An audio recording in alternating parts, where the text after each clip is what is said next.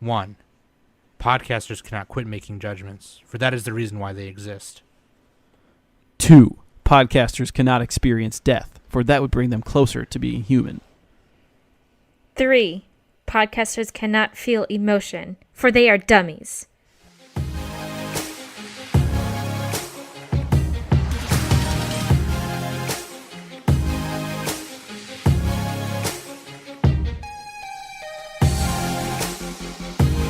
Hey everybody, welcome back to the Anime Summit podcast. It's Sam the Bomb, and with me is Danny. Hello. And Nick. Are you gonna cut? You're gonna cut the silence, right? No, now I'm gonna leave that in. No, Sam, cut the silence. No, I'll cut it so it's only not that long. Anyway, but Nick trying to troll me right on the podcast. Fuck you. Hey, we are doing our first anime spotlight of 2015.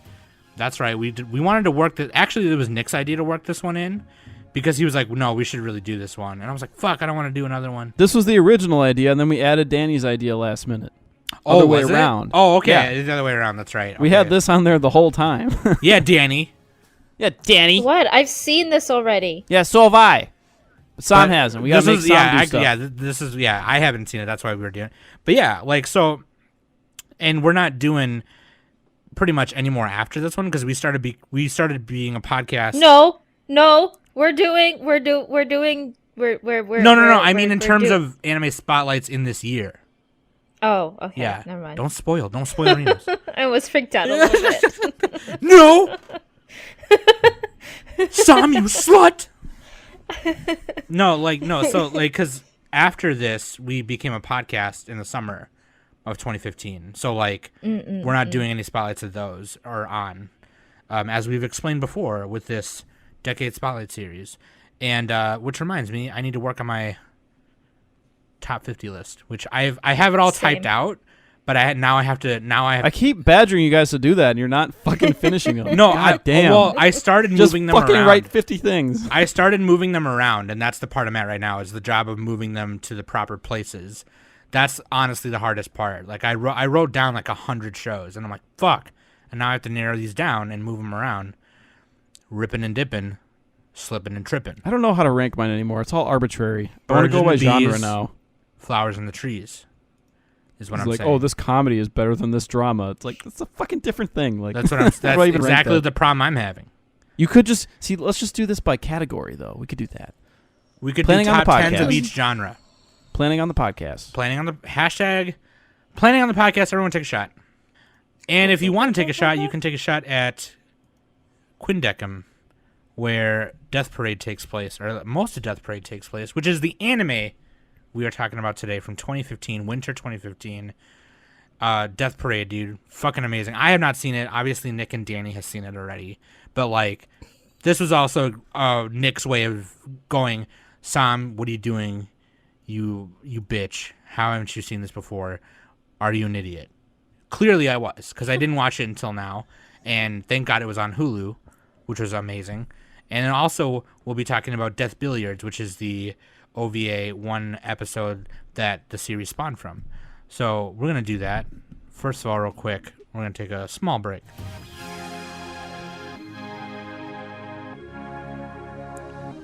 Go check that out for me right now. You bitch. Also, links.animesummit.net. You can find everything right there. And Discord, Twitter, Instagram. Nick and Danny, well, mostly Nick, kind of does a lot of the tweets, but Danny does them too. You should go follow on Twitter for the anime memes. Do it right now. I haven't done a lot of tweets lately. Yeah, Nick has been... I do the Instagram. You can tell it's Danny's tweets when there's 50 hashtags. Fuck you. Although now that I say that, I'm going to start adding in hashtags and pose as Danny. It's funny because literally everyone else, it says that the more hashtags you have, the better. But you and Quokka, for some reason, think two is too because many. Danny, you're adding random hashtags that don't fit anything. If it's a hashtag that's already discussion, hashtag fucking Olympics or something, then people can see it. Hashtag critiquing each other on the podcast. That's a new Yeah, one. Take a shot. What is that? You can't even search that. But I don't even do that. I don't write that one. I've seen Why are you other criticizing on whatever? You know what? Fuck you. Hashtag Okay? critiquing on the podcast. Everyone take a shot up their butt, which is how Nick takes shots. butt chugging. Butt chugging. Before the stick up his ass. Stick up his butt. Here we go. Also, leave us a review on iTunes or anywhere where you can in your podcast app. There's like a leave a review or comment option that will count. Even if it's just a comment, you can do that. And I'm actually going to read one right now, sent to me by Jeremy Thunderstrikes, who joined our Discord like a couple weeks ago, almost a month ago now. And they're awesome. Jeremy's really fucking cool. Really awesome guy. I asked him to screen cap what he sent or what he wrote and send it to me because he had said he'd done it like on a different app or whatever. But he said, a great podcast for all anime fans. If you're a fan of anime, then you'll feel right at home with this podcast. The hosts are great people, and you can tell that they're passionate about their hobby. Whether you want to hear a good review, get introduced to a show you might have never heard of, or you just want a good laugh, then this is the place for that. Also, I'd visit their Discord as well. Everyone there is kind and will welcome you with open arms. I've been there for a little bit, and everyone there has shown me kindness. Jeremy. Woo, lad. Nice. Thank you very much. Thank you. Thank you. All right, let's get into the waifu and his bando. Obviously, the waifu and his bando is from Death Parade. The waifu is Kurakami no Ana, or sometimes referred to as just Ana. She is the assistant of the husbando, Decim, who runs the Quindecim bar in... what is the tower that they're in? They don't ever say, right? It's just like the underworld. It's like it's not quite a purgatory. It's like the judgment. It's a judgment zone. It's not quite purgatory, but it's a holding room for people's souls before they're judged to go to the void or reincarnation. Yeah, limbo or purgatory. Anyway, there's a bar there Yeah. that Decim runs, which is where most of the anime takes place. And Decim is the husbando, and Ana is his assistant. And they welcome the newly found dead and judge them from there, which we'll explain later when we get into it. But who wants to give the background info? Death Parade.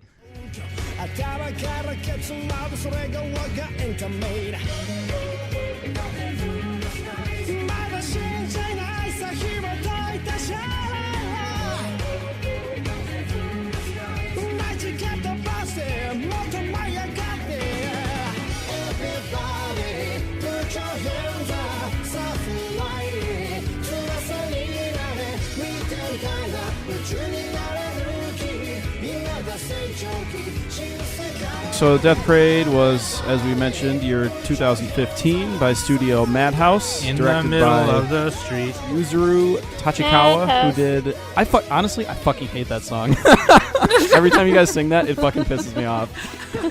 I seriously hate that shit. Now you're going to keep doing it, but still. Okay, I had to get that off my chest. Directed by Yuzuru Tachikawa. He did episode 7 on Kill la Kill. He directed Mob Psycho 100 as well. Those are kind of the big ones he did. Kill la Kill had like different directors for every episode. He did one of them. Yeah, he did one of them, yeah. He did the Fight Club Mako one. AKA And the then best one. This was based on his original work in the which came to be from the Young Animator Training Project short Death Billiards, and it was also created by Yuzuru Tachikawa. And so this is, as Sam mentioned, it's a show about arbiters judging humans, final destination after death. So that's like the broad generalization of it. It's like a series of vignettes of like different partners and pairs. It's always a pair of people come in and play a game against each other to decide their fate. They what they do is try to bring the darkness out of them to see the true nature of their souls and then pass judgment after that. But as we learn through the series, it's not always so simple. Making people have fear and anger and all that doesn't necessarily show like their whole, the whole person as a whole. So that was not very well said. But Well, no, I'm really actually, I was tired. going to say, with Yeah. that's basically the summary. Like, Without getting too deep into like each character, that's basically the summary of Death Parade. Is it takes place in this purgatory or limbo like world where you were to be judged, and the specialty of Deckham's bar, because there's actually different floors. There's like 90 some floors, and the specialty of Deckham's bar is people who die at the same time, or in the same situation at the same time. And like one of them is like a couple, another one is like two guys who ran into. They don't each have other. to be related either. Actually, yeah, no, they don't. Totally different people. It could be some of them are related, some of them aren't. Yeah. So, yeah, it's pretty cool. Then there's other arbiters as well. Actually, there's one scene where they're like in a cafeteria and it shows like, 3 other arbiters that are just chilling in there. Like a break room kind of thing. Yeah, it's like their break room, and like they will all work on each floor, and it really doesn't get too much into any other arbiters other than Deckham's and sometimes another one named Ginty, and he's got like a Japanese style bar. But the main characters are Deckham and Anna. It's Ona, but Chiyuki is her name. Yeah, we find out it's not really a spoiler. We can say it. Yeah, because it's pretty like it's revealed pretty early on that she is like somebody that he couldn't judge.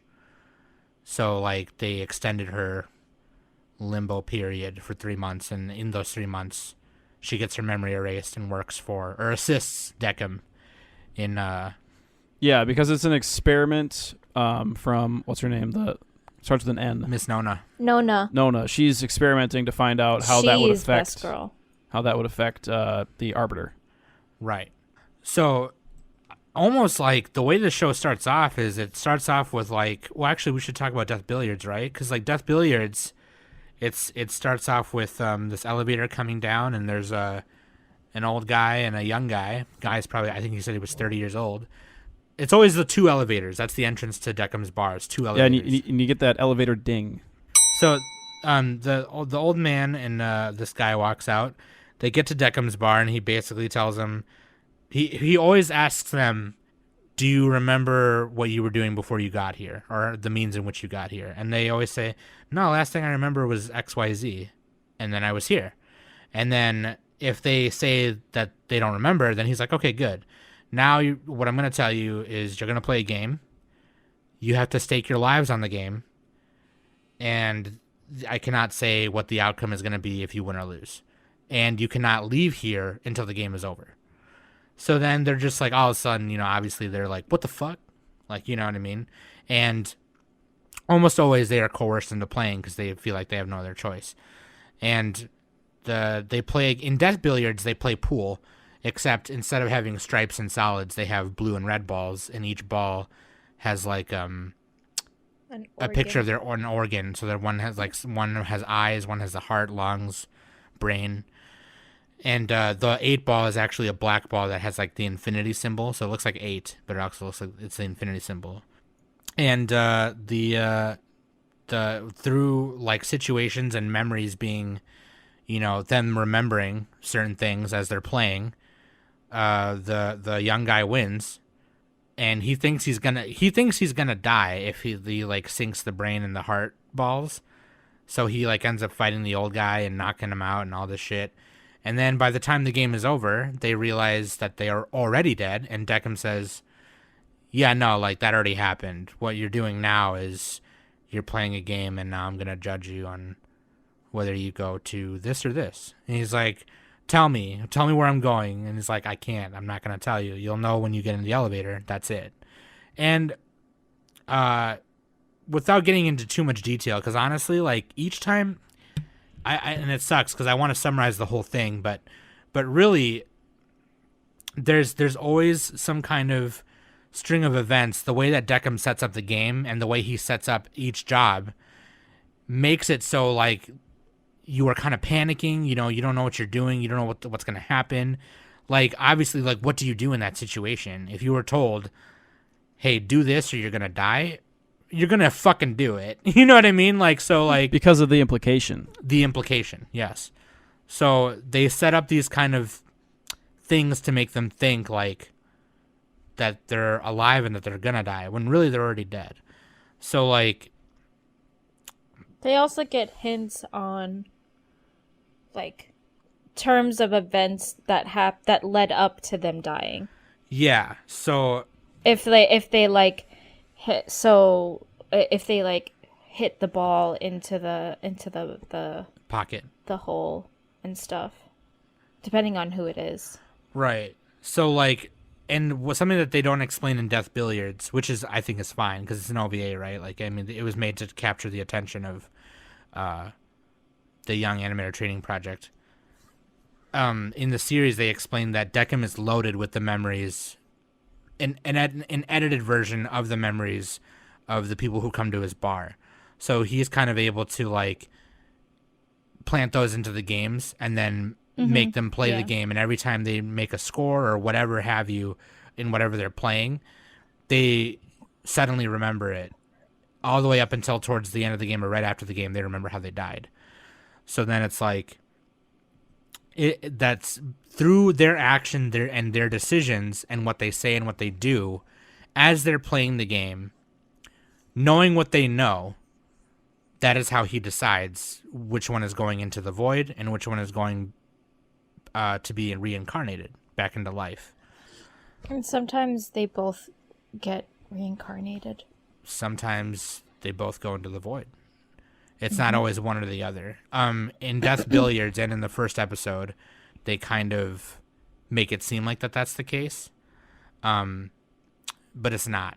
The reason why Decim has 2 elevators is because his bar is meant for 2 people. So, like, if one should be over the other, then he'll have 2 of them. But, yeah. I mean, I almost kind of thought it was going to be episodic like that, which it kind of is still. But, like, the second episode is, like... Because right at the end of the first one, you see Miss Nona and Ona come out, and Miss Nona goes, "What did you think?" And she's like... Ona's like, "That's awful." And Decim is like, how did I do? And Miss Nona's like, "Yeah, you did good," or whatever. So then the second episode is Miss Nona explaining to Ona what a job looks like. So from like back rooms and stuff behind Decim's bar, she's showing Ona and telling Ona what it is they do in that tower and what Decim does, and what being an arbiter means. So it's kind of like the same episode, just one's from the regular view and one's from Ona's view, or Ona and Miss Nona's view, which is from behind the scenes, you could say. But then like the rest of it is like I think episode 3 was the bowling one, right? Mm-hmm. Yeah, that one was a good one. It was like a young guy and a young girl, and it turns out that they were like childhood friends, but they set it up to make you think that it was one friend over the other because there's actually 3 of them. It was him and 2 other girls, but they played bowling, and like the bowling balls had their heart and pulse in it. So like when they held the ball, it was like they could feel. So, and he was supposed to use her ball, and she was supposed to use his. So whenever she put her hands in the ball, she could feel how like fast his heart was beating and how warm he was. Yeah. It was really cool. Like, and she was really good at bowling too. Yeah. Danny would know. Danny's a bowler. She's in a bowling league. Aren't you in a bowling league? Yeah, but it's over now. Oh. So. Danny sucks at bowling, but like. Fuck. Whatever. But no, the show is better than you. Sorry, I talked for a while there. I'm like summarizing every fucking episode. Sorry, but like no, like that's how the show goes, and then it kind of as Nick was saying before we were recording, he was like, but this and this episode kind of have to do with like Ona and like other parts of like the tower and whatever, and which is like actually there's one episode, it's episode number 6 where it's actually all about Ginty and this job that he gets. Ginty is such an asshole. He is, but he's got a cat. That's all that matters. Shows 10 out of 10 because a cat. But like, it shows him doing a job with these other 2 people. One guy who's like a pop idol in a pop idol group, and then a girl who's like one of his fans. I'm not sure why he did like a double job like that. I don't know if what his specialty is. They don't ever really say. But there's also a lot of things in this show that they don't explain. after like you see them a couple times. But there's quite a bit of characters that you're just like, who the fuck are you? And why are you here? Explain more. Yeah, you kind of see them do like one thing and then, or maybe not one thing, but more than a couple things, and it's like whatever, you know. Yeah. But I wish there were more episodes so that they can explain more. I almost wish there was less episodes. No, yeah, like sorry, I was talking forever, but like, what did you guys think of like how the show went and how it paced? Because like I honestly thought too, like what Nick said, maybe there could have been like, I don't know. I almost kind of would have been happy if every episode was just like a different job, and then like there was no. Yeah, those were the best episodes. The ones where they gave the exposition weren't as good because like they weren't able to follow up with everything and like wrap it all up. But I mean, it's because there's a lot of value into having some of the mystery and like speculation. It's not always necessary to get every little detail. Like this isn't Hunter x Hunter. You don't need every fucking detail of like the fight scene or whatever. Right. This is kind of like Hibine Renmei, where there's like a lot of mystery to it. Yeah. And when they try to explain it like precisely, then it gets to be, it's not bad. It's just not as good as the games.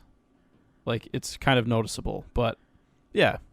Yeah, I almost wonder if it should have been like a, I don't know, maybe because they could have done this. I mean, if you just cut out some of the exposition episodes, you could do this show in like, I don't know, 6 or 7 episodes, like maybe 10 episodes or 9, somewhere in there. Yeah, I was gonna say 8, 9, or 10, because like they wanted to like have a story in it, and that story centered around Ona and how her judgment was like extended 3 months.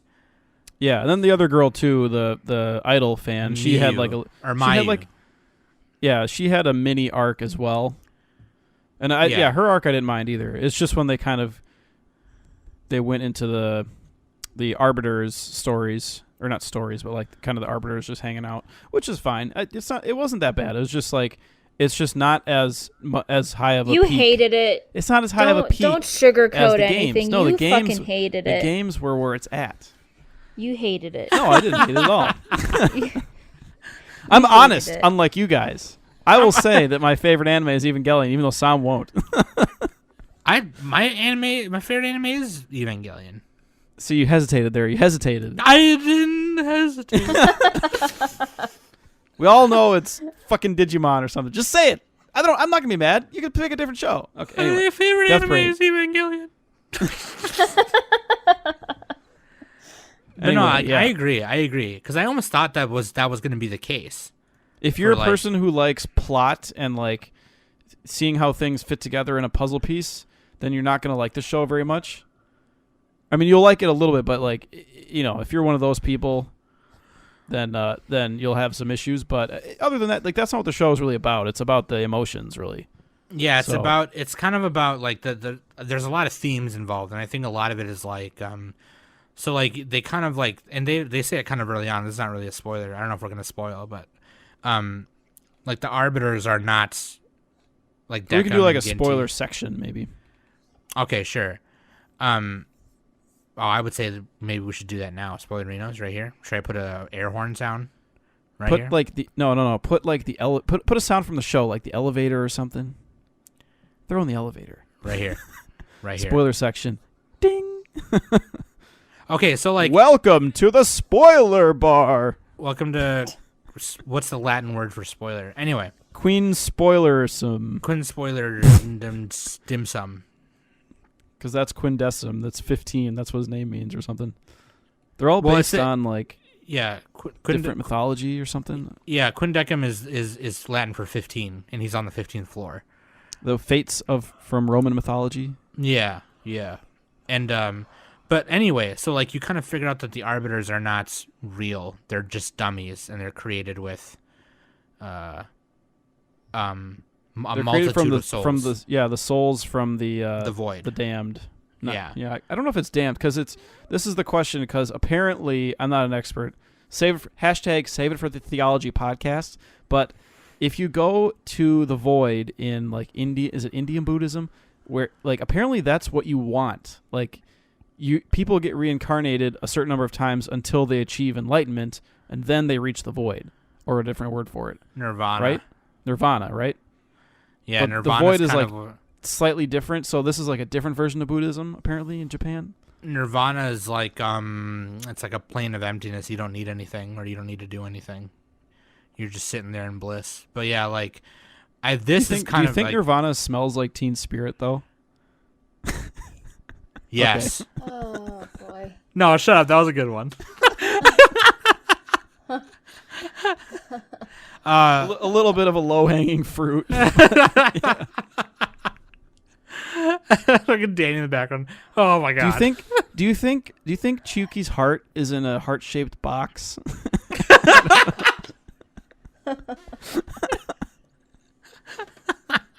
Oh boy, here we go. What do you think they're drinking? Is it lithium? Okay. I'm done. Nick, never mind. Okay. All right. Yeah, let's move on. Never mind. Oh man. All right, I had to play along. Anyway, shut up. Apparently, the void is bad here. Well, yeah, because it's like heaven or hell. According to the show, it's bad. Well, it's like heaven or hell, and like the void is like terrible, forever falling, nowhere, nothing. It's you just like poof out of existence. I imagine it's very much like the void from like Final Fantasy, where it's nothing. You're just not. You don't remember. You don't. But know then where the you question are. It is like, darkness. Okay, I have another question. Do you think they send everybody to the void, and they just have like the mask and like the two masks above the elevators? Do you think they're both the same destination? Well, this is total speculation. Well, if that was the case, the people who was going into them, then why are they judging them? Didn't know that. Yeah, exactly. That's okay. Dumb question, Nick. What the fuck is that? But like, so like the arbiters are just dummies, mannequins made up of many souls that come from the void, that are pulled from the void, and they are not living nor dead. So like one of the themes is like, how can like you be a judge when you haven't lived or died? Why do you get to judge somebody who? And this also applies to people in real life too, because it's like, how can you judge someone else when you haven't like walked in their shoes and like lived their whole life, you know? Right. So it's kind of like pointing at that a little bit. Right, and it's like then kind of like, you know, the choices you make. Why does one choice mean this when someone else makes that choice many times and it doesn't mean it for them? You know, so like and in every episode you learn about each character's like a little bit of their backstory, and it's really crazy how they do it, because these are why the game episodes are the best, because it has all the emotion and the drama. It's like way over the top, but it's like it's really cool. And they make you care about these characters within like 15 minutes. Agreed. You know? Agreed. A lot of times you'll have one-off characters in shows, anime or whatever, where they're just you throwaway, you know? They don't have much going on. But like each of these characters has like their own life story that's like sad, happy, somewhere in the middle, and they're like basically a victim of circumstance and like of their own life, and like a multitude of, you know, choices and variables. But then so then Decim's is trying to judge them like by putting them in an extreme situation. And right. Well, and all the arbiters are. And one thing in episode 2, in the Death Reverse episode, when it was like when Nona was explaining everything, she kind of said like, "Oh, sometimes we have to create extremes, like so we have to like, you know, throw a wrench in the fucking like machine. Fear is the strongest emotion, or something like that. Yeah, like you'll resort to like they always say like the you never arbiters really know a person too. until they're right before they're gonna fucking die, you know. So they will like show you their true self right before they die. So that's what they're talking about. And there's like a part halfway through where Ona like takes the little remote that sways the game and breaks it, because she's like, you're just like creating it, like it doesn't make, like you're doing it on purpose, like you're making him do it. So like how is that a fair judgment if you're like trolling them to fucking do it? You know what I mean? Yeah. Well, there's also interesting like, what is it, psychological phenomenon. I always bring up the one book I've read, Blink by Malcolm Gladwell, where he basically talks about this idea that experts can can judge with really high accuracy in their field. So like for example, like relationship experts can find out if someone's going to break up within about 5 minutes of watching a conversation. You know, if you're good enough at something, you could make a judgment. And like they're saying too in the show, there's 7,000 people dying every hour or some huge number, right? So they got to make a judgment. They don't have time to like ruffle through all the papers of everyone's lives and that type of thing. Right. Unless they made an algorithm, and then it'd be more like dystopian. It'd be kind of like Psychopaths or something. But yeah. So yeah, they have to like kind of make fast judgments because they're just overwhelmed with new bodies and mannequins coming in. Right. So they got to do it, and sometimes it's not always clear if they're making the right judgment. And like what Nick was saying earlier, like they make you fall in love with the characters even though they're just there for that episode. It's kind of like one episode that stuck out to me in particular was, I think it was episode 5. Right? Oh, no, not 5. 5 was one of the exposition ones. No, not 5. The one with the two guys who killed each other. Death Counter, I think it is. Yeah. I had the episode list. Number 9. At one point. Death Counter. Actually, it's a two-parter. Number 9. It's Death Rally and Death Counter, 8 and 9. Mm-hmm. And it's like this detective guy. Oh, and yeah, this yeah, younger yeah. kid. Those are the best ones. These are really good because they both killed. They killed somebody. I won't say who, but they both killed somebody. And Decim is like, I'm not equipped to do this. I don't have that much experience. And Miss Nona sent them to him on purpose to kind of shake things up with Ona there and everything also, because Ona is still technically has human emotion. She's still a human, you know what I mean? Mm-hmm. So like it's like, what would you do? And I'm not asking like you guys, it's just I'm putting the general question for my point is like, what would you do if you killed somebody or you found out you killed somebody, or what would you do? What would need to be done for you to kill somebody? How far would you go, or how far would you need to be pushed to kill somebody? And it's kind of like, you can't really, the thing is you can't really answer that. Like, no, you can't. People always talk shit. Th're like, "Oh, dude, if I was in a shooting scenario, dude, I'd headshot everybody. I'd be a hero, bro." Yo, like, if I got in a fight with that dude, I'd drop his ass. Yo, dude, through if the they ground. put me down in the Middle East, the war would be over in 3 days. There's like me exaggerating a story after me and Danny come home from the club. No, this one guy tried to touch her, and I fucking stabbed his ass, him, dude. but they weren't worth my time. And all that really happened is I threw my drink in his face and we ran the other way. Like, you know what I mean? Like and we went to another club. And then we went to another club. We were fine. The reality is most people are either really bad at fighting or like at like these snap scenarios, or they would just run or cower or something like that. Right. Including myself. I would definitely run. So these two guys were clearly pushed to some kind of, and so actually they got to push them to extremes. Right. So push him to the limit. No, Danny, this isn't Top Gun or whatever that is you're referencing. Scarface, actually. Anyway, close enough.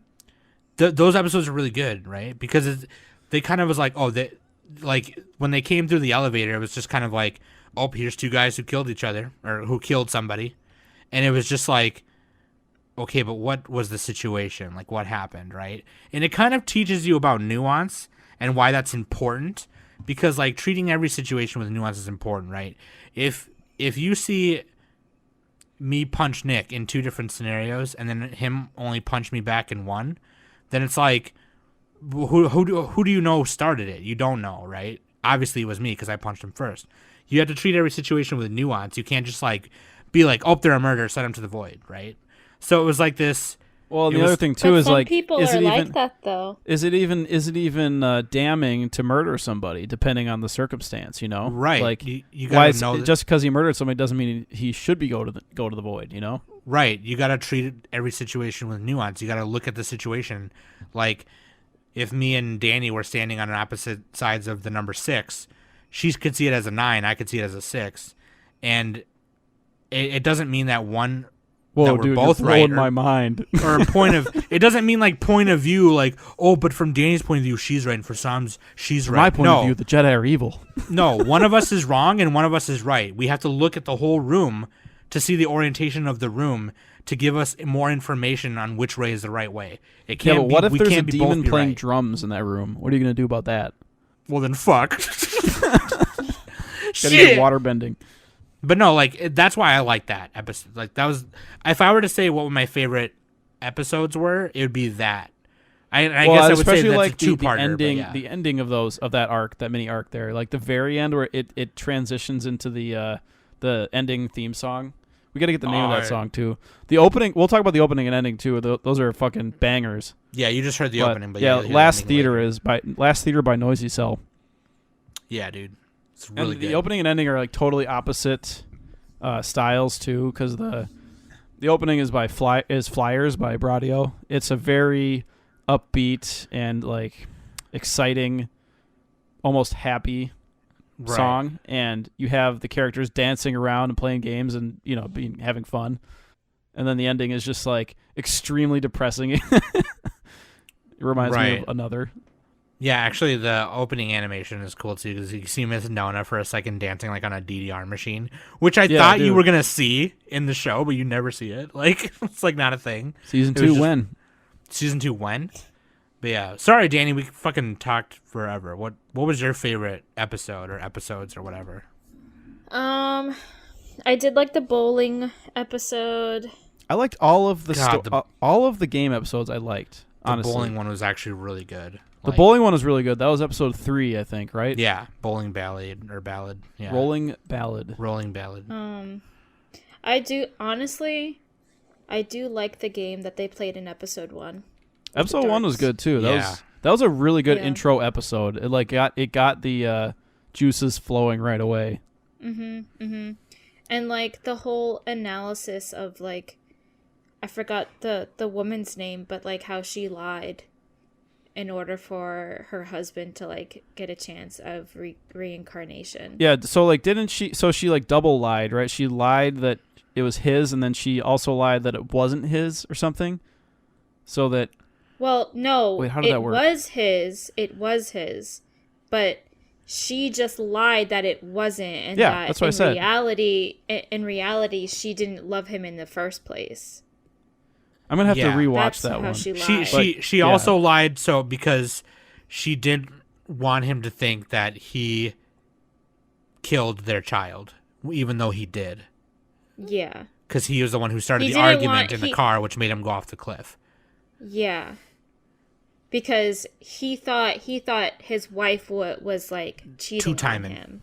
Yeah. And wait, was she or not? I don't actually. She wasn't. They were the girls in the bathroom were talking about a completely different person. Okay. But okay, yes, that's what I was saying. So like she was trying to protect him by pretending that she was cheating.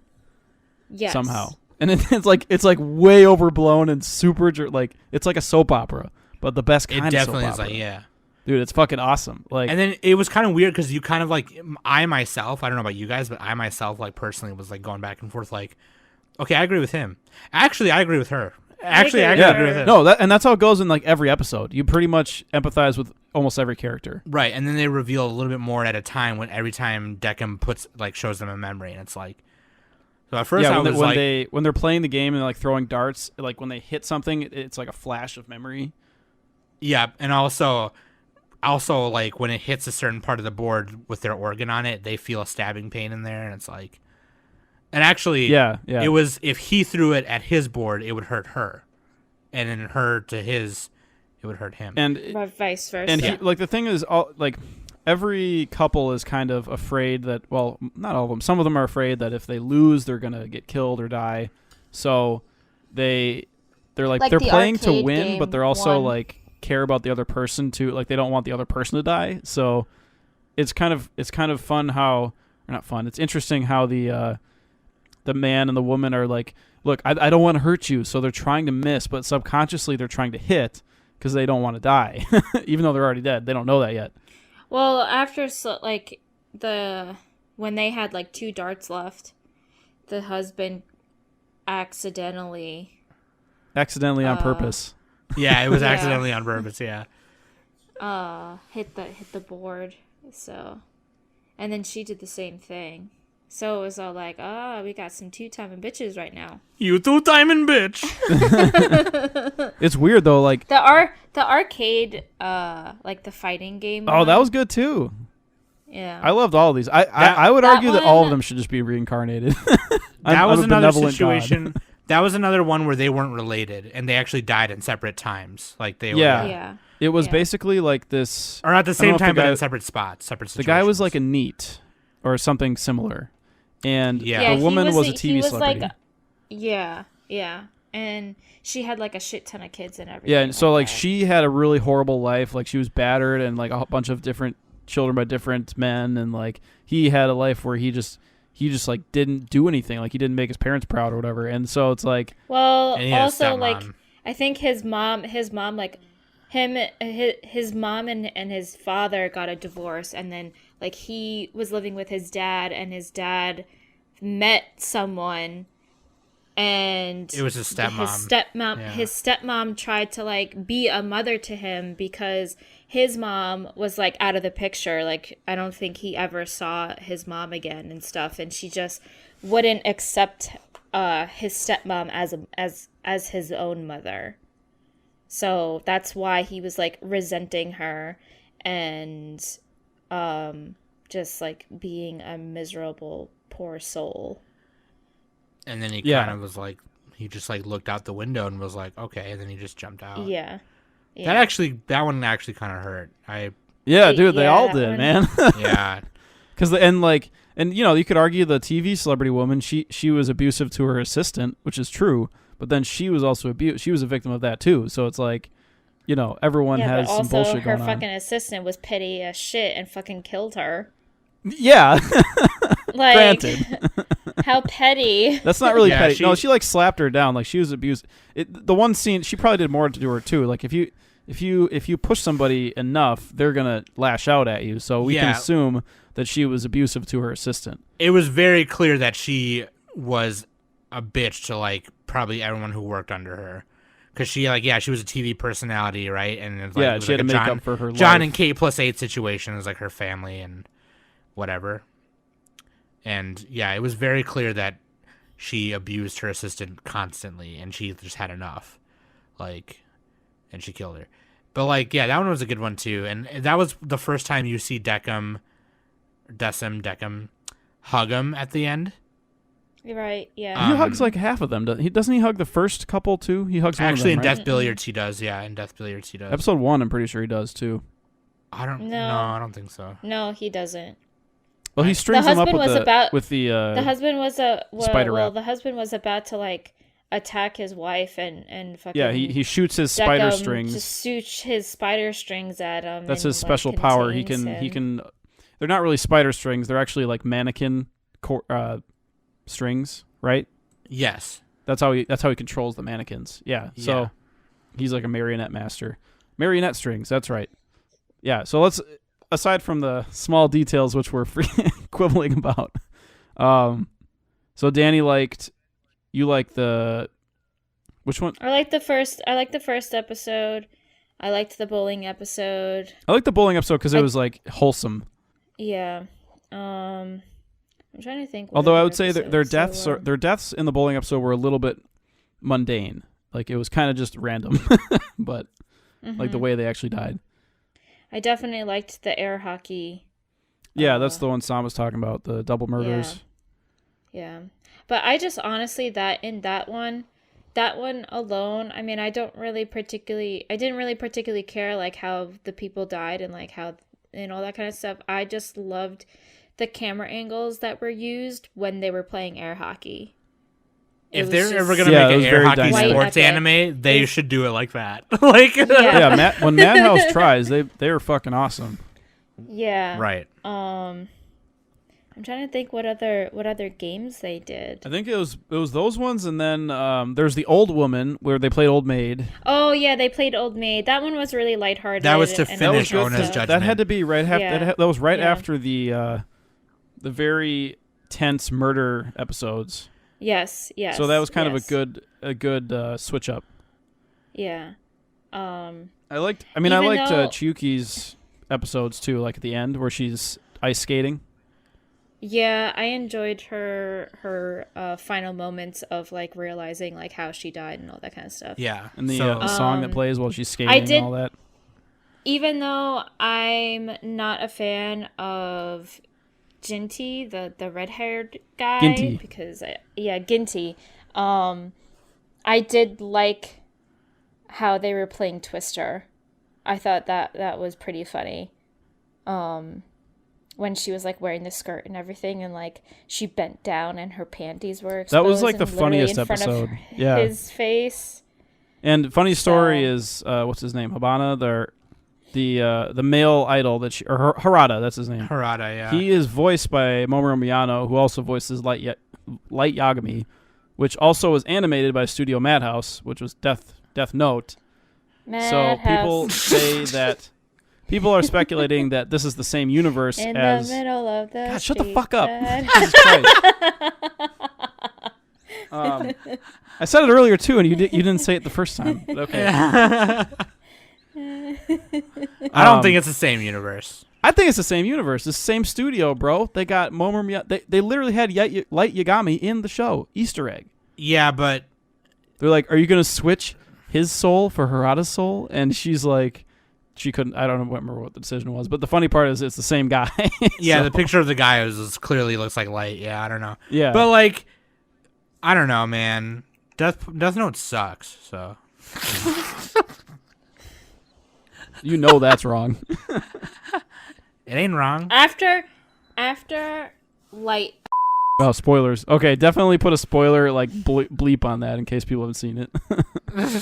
Oh please! If you haven't seen Death Note yet, Danny, you're living under you a realize rock. the average anime fan life expectancy is like 3 years. Like when you get into the hobby, you're in and out in 3 years. So people, The Hoobie. most people Once don't you're even in, see that's that. it. There's no turning back.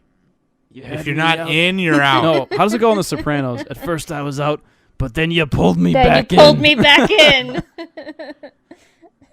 With You my gotta go full dick. Mike Lombardi. Relate Anyway. everything to The Sopranos. Hell yeah, dude. No, man, this show. Oh my god, Dude, it was Chiyoki's really resolution was awesome too. I like, love where that. she Yeah, was like discovering that her arm was flaking off, where she had cut herself, which you learn later. She'd slit her wrist, but like that's where her first flaking starts. That she discovers she's a mannequin. yeah.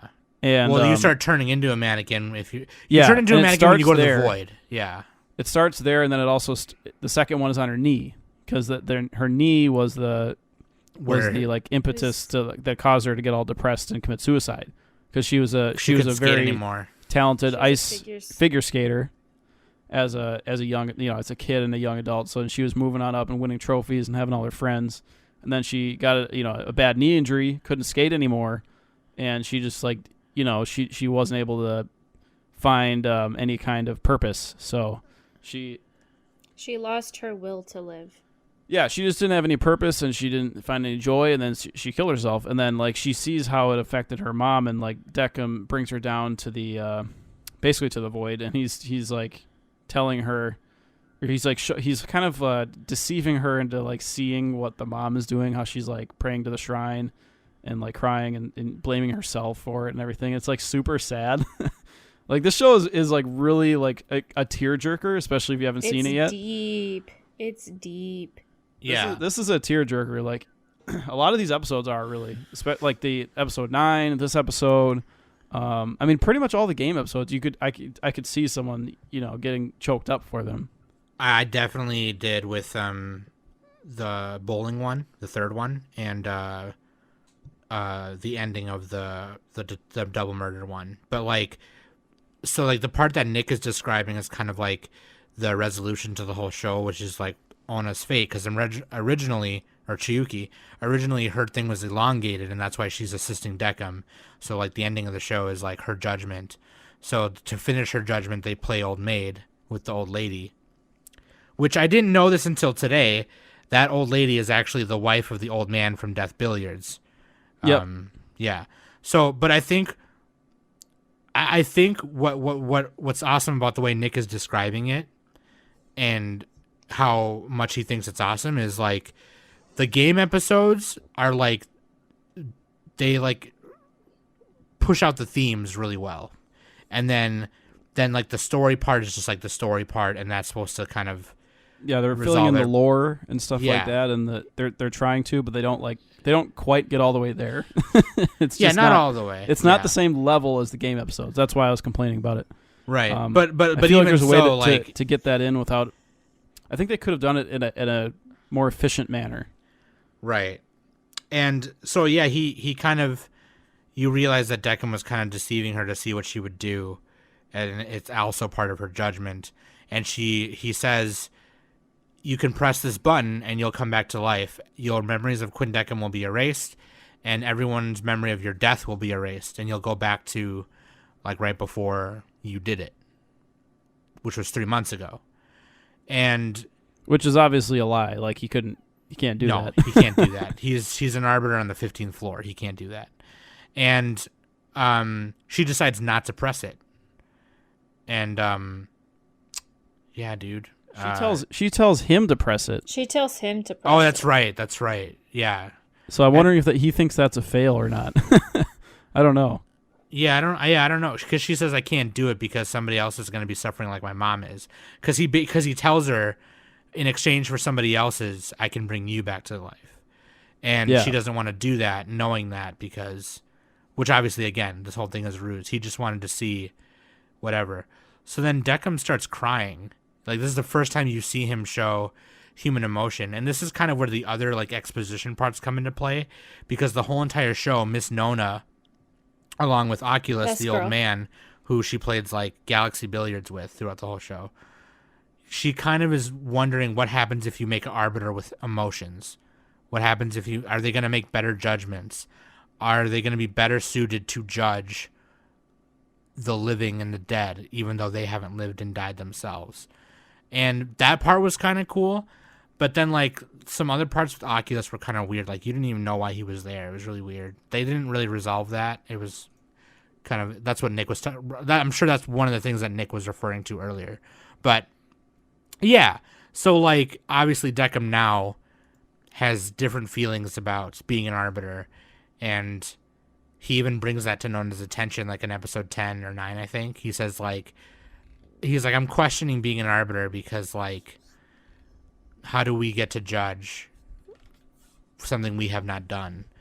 And then later, after he does the thing with Ona and that whole thing happens, he finally sends her on her way, and he kind of resolves that the kind of arbiter he wants to be is the kind who will take feelings and human emotion into consideration, which is better than the arbiter he was at the beginning.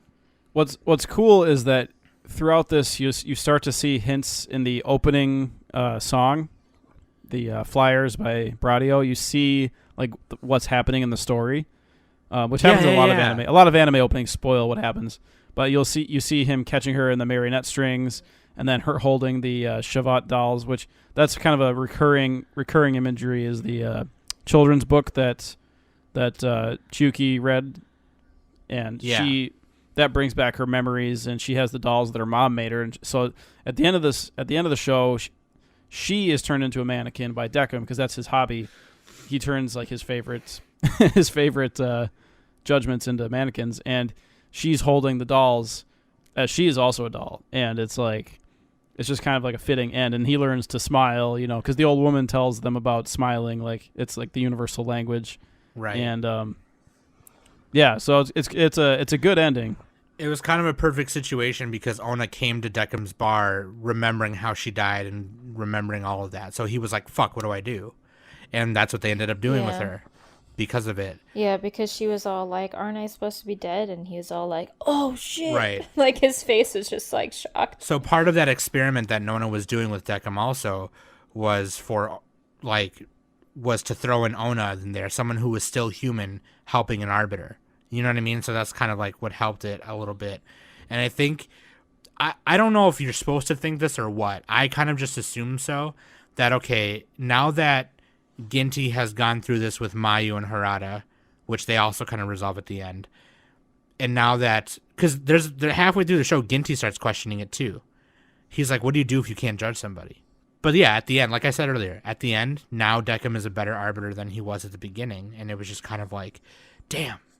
I promised myself I wouldn't cry. It's also about the characters accepting their death. Oh yeah. The people who get sent there. 100%. So he's, rather than like punishing them, he might start to like, celebrate and help them accept it. So I don't know.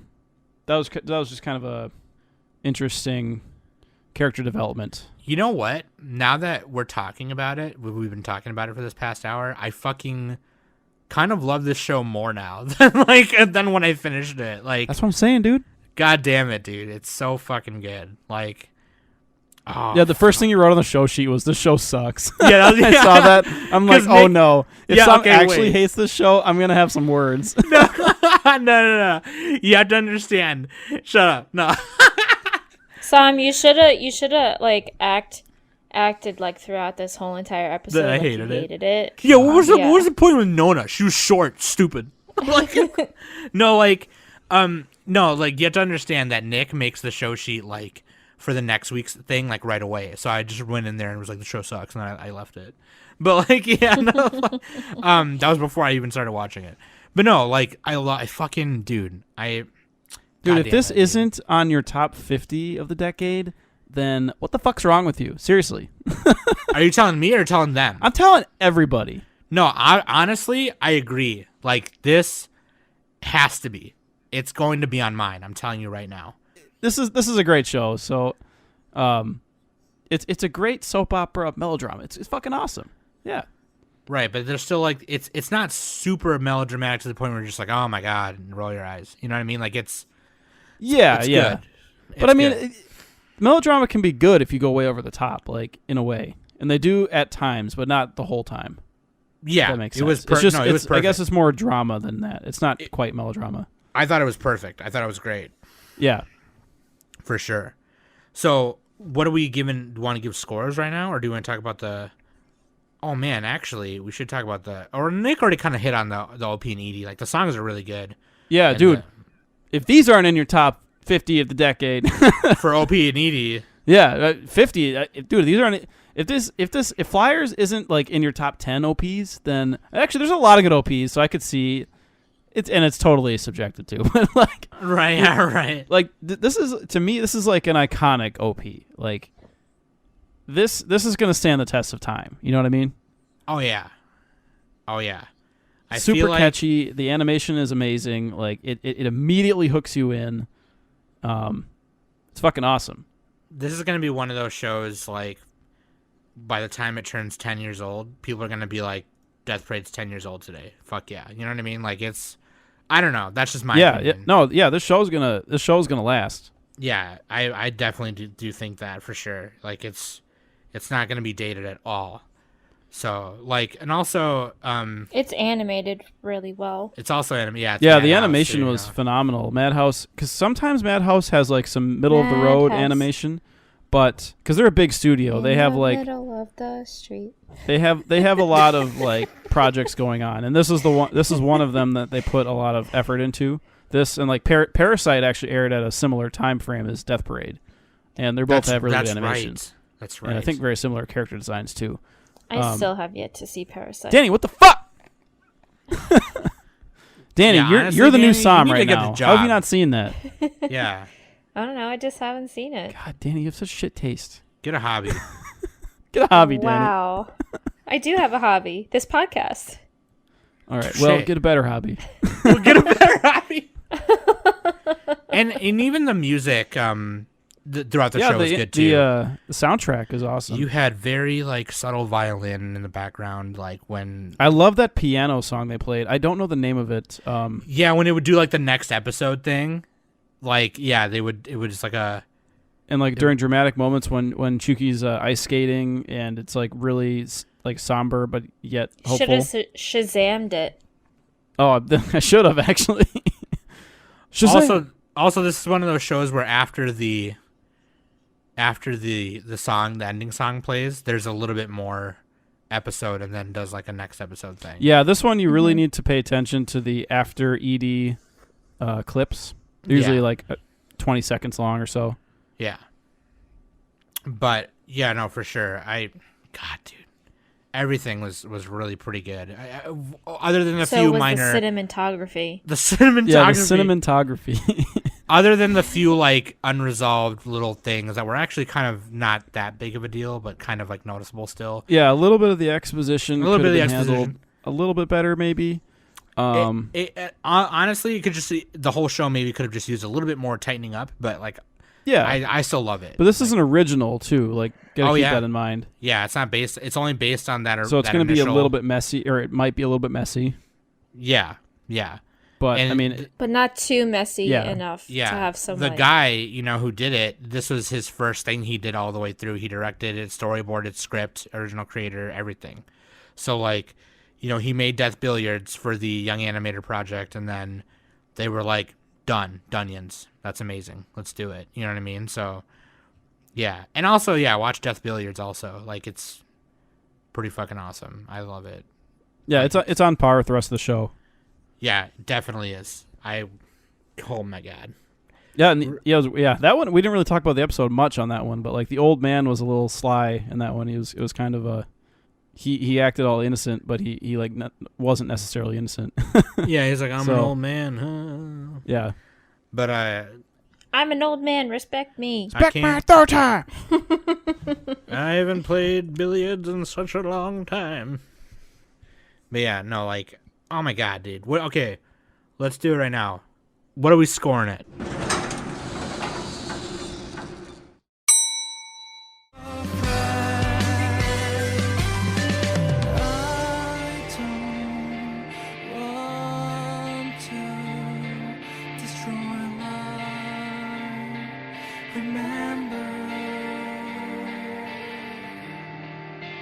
I'm not gonna make it. Is it almost over now? Can't see the way to go. Obviously, I think all three of us are going to put this in our top 50, but what are we scoring? yeah. And after rewatching it, I'm bumping it up a few spots. Dude, after talking about it, I'm bumping it up, dude. Fucking A. Like, Yeah. God damn it. So it was weird because like the first time I watched this, I was like in the like elitist phase where I thought if it wasn't perfect, then it wasn't worth it. So I gave this like a lower score. And then I rewatched it. I'm like, no, this is a fucking good show. Like I'm gonna give this an 8. Put 8 out of that 10. on a shirt. If it ain't perfect, it ain't worth it.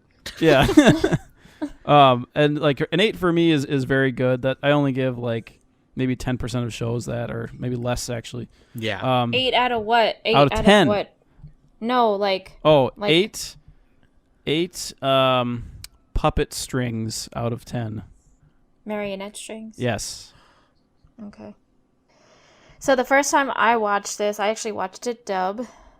Yeah, the Surprise, dub is surprise. pretty good. Yeah, the dub is really decent. The sub is probably better though.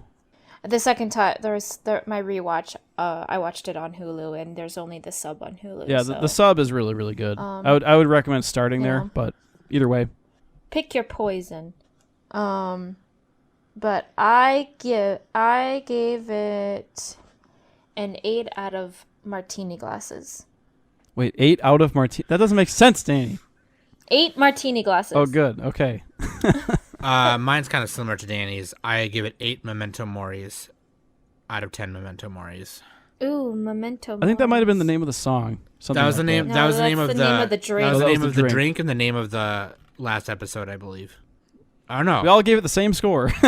Yeah, like it's weird because this is like basically as good as a show will get, but it's just not like it's not quite like Sam said. It's not quite tight enough to get a 10. Yeah, a little bit more tightening up, or just an even. It would either have to be another like 8 episodes to be better resolving, or shorter to just not have any of that extra plot exposition stuff at all. Yeah, I would argue for shorter because like I don't know. I guess either way. I mean, if you do it well enough, either way works. But I just feel like I don't know, I Chuki's feel story doesn't necessarily need to be 20 episodes. You know? True. No, but they could have saved Chiyuki's story to like could still be like the last episode kind of thing. Yeah, I guess if they just added more like in between. Yeah. Yeah, they could have probably did a little, like maybe a couple more games, and like a little bit more plot story between like the arbiters and stuff like that. See, my only thing about that Just is to have like a little bit more clear I would argue the other way though. exposition. I think this isn't the type of show that you need to know every detail for like how they're judged and like how their world works. I think it's good to have some mystery because it's death after all. Like we don't actually know.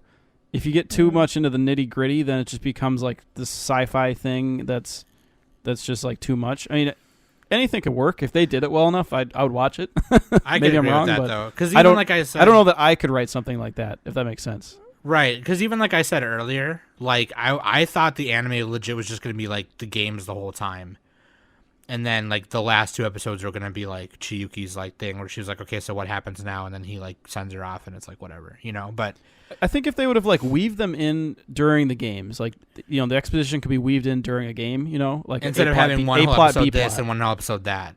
Yeah, A plot, B plot. If they just do that type of thing, then I think it would have worked a little better. Yeah. That's true. But that's really like the only big flaw like of the show. Other than that, it's fucking amazing. It's fucking awesome. Yeah. And like we gave it 8 out of 10. That might seem low, but like for me, that's really that's high pretty score. high. And for these, for Sam and Danny, it's pretty high score. So it's like, yeah, just because we didn't give it a 10 doesn't mean you don't watch it. Like it's really good. No, definitely watch it. It's on Hulu. You can find a version of Death Billiards on YouTube that's actually really good quality. There's sales on this online too. Like I don't know if Right Stuff has sales for it, but actually, Right Stuff has their holiday sale going on right now. So I mean, you know, you can get it on Amazon. I mean, yeah, you can. There's tons of ways to get it. You can get it on Amazonia, Watermelonia, Watermelon. Anyway, if you like Watermelon, hit me up. That being said, Death Parade, you guys should watch it. Honestly, going in my top 50 right now. I don't give a fuck. Maybe my top 25. Probably. I fucking love it that much. And I love the character designs. I love the music. I love the atmosphere of the show. I love all of it. It's just fucking cool. So, definitely should watch. If you haven't, you probably like your steak well done and you suck. Like... Oh, wow. Oh, okay. I was going to say, at one point, Right Stuff had it for $20. Oh, really? For the limited edition one, too, so... Yeah. 12 episodes, I guess technically 13 if you include Death Billiards, but yeah. Definitely watch it. Highly recommend. That being said, I've been Sam, that's been Danny, Nick, and we've been the Anime Summit Podcast.